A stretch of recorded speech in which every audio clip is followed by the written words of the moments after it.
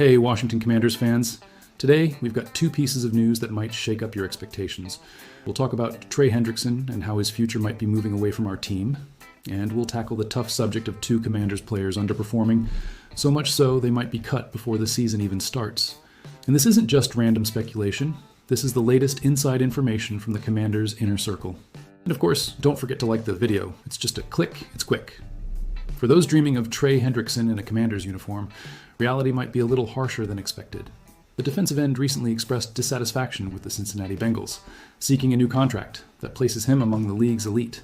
His recent performance, totaling 35 sacks over the last 2 seasons, certainly gives him the credibility to demand a fairer deal.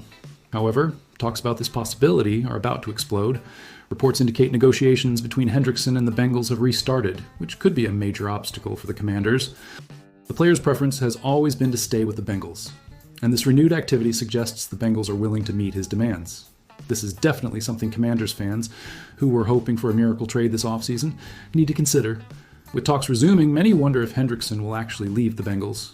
He had an exceptional year, including earning All-Pro honors and 17.5 sacks in 2024. His absence from off-season workouts, including mandatory minicamp, resulted in a significant fine of almost $105,000. This might illustrate the seriousness of his pursuit of a new deal, but it also indicates his focus is on the Bengals, not the Commanders. Disappointing for us. For fans who believed Hendrickson's arrival could be the cherry on top of the Commanders' defense, the news isn't encouraging. General Manager Adam Peters has already made significant investments, bringing in players like cornerback Marshawn Lattimore and wide receiver Deebo Samuel. Therefore, spending big resources to acquire Hendrickson isn't a viable option right now. The lack of a game-changing defensive addition still raises questions about the offense's performance in 2025. Despite Hendrickson's potential departure, we can't ignore the team's existing talent. The confidence in players like Javon Kinlaw to fill defensive gaps is evident. If he performs efficiently, he could be a crucial addition in pass-rushing situations. However, the pressure for results is mounting, and the expectation of decisive action is palpable among fans. One thing's certain: Hendrickson should be rewarded by the Bengals unless negotiations catastrophically collapse. Additionally, the Bengals are also dealing with the Shamar Stewart draft situation, making retaining their best defender even more crucial. This means the window of opportunity for the Commanders may be closing fast.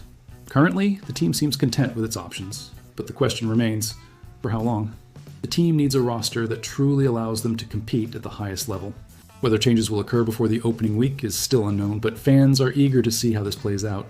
Now, let's dive into a detailed analysis of the 2025 mandatory minicamp, focusing on the promises and challenges that emerged, and we'll talk about 2 players who might be cut. If you're as passionate about our team as I am, you'll want to hear this all the way to the end. Stick around because there's a lot of relevant information, and don't forget to subscribe to the channel and turn on notifications. This ensures you stay updated with all the hot news we're bringing. Minicamp acts as a thermometer for the team, and this year was no different.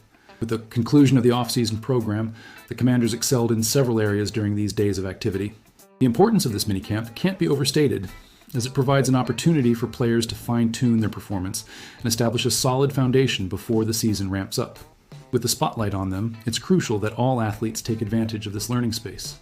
The coaching staff, led by Dan Quinn, has strived to create a challenging environment where each player understands the importance of commitment and dedication. During this period, expectations are high, and anyone who doesn't take training seriously will struggle when things get intense. This isn't a space for those not ready to compete, and absences were noted. Everyone must take responsibility and ensure they perform during this critical phase. Players are gaining momentum, and now we'll unveil the main winners and losers of this mandatory minicamp. Here are 5 winners and 2 losers who stood out, giving us a clear idea of what to expect when activities resume. Starting with the first winner, we have Javon Kinlaw.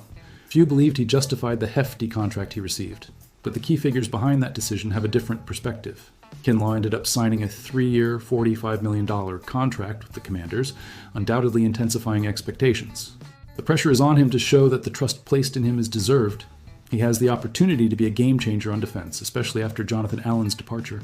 Kinlaw showed up full of energy and determination in early practices, demonstrating his strength, explosiveness, and athletic abilities. Now, the real test will come during game situations, where competitive skill will be key to his success. If he can translate his potential into on-field performance, he could become a devastating force. The expectation around him grows daily, and it's good to see a player who wants to silence the critics. The first loser on our list is Michael Gallup. Hoping to revive a promising career, Gallup had everything to make the most of this offseason. Unfortunately, his return was marred by a hamstring injury that limited his participation. With Terry McLaurin out, many expected Gallup to take on a prominent role, but he couldn't capitalize on the opportunity. This sequence of events further complicates his position on the team, given his history of injuries.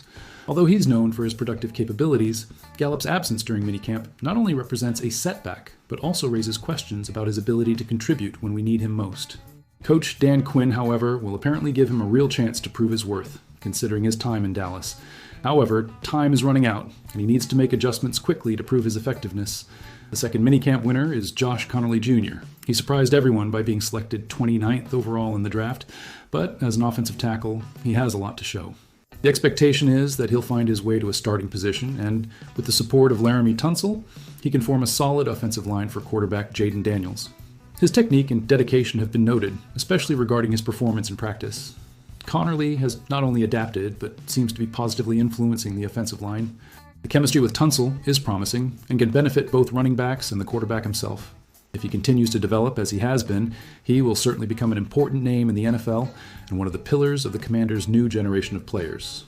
The third winner is Luke McCaffrey, who finally had a chance to shine in a minicamp that saw the absence of key veterans. He was determined to show he can be a reliable option for the team. In practice, his improvement was evident. He seemed more agile and better prepared in terms of route execution. This has been a great opportunity for McCaffrey, and he grabbed it firmly. His progression is crucial, especially in a wide receiver group that's quite competitive. Although his place on the team was already secured, the desire to stand out and become indispensable became evident.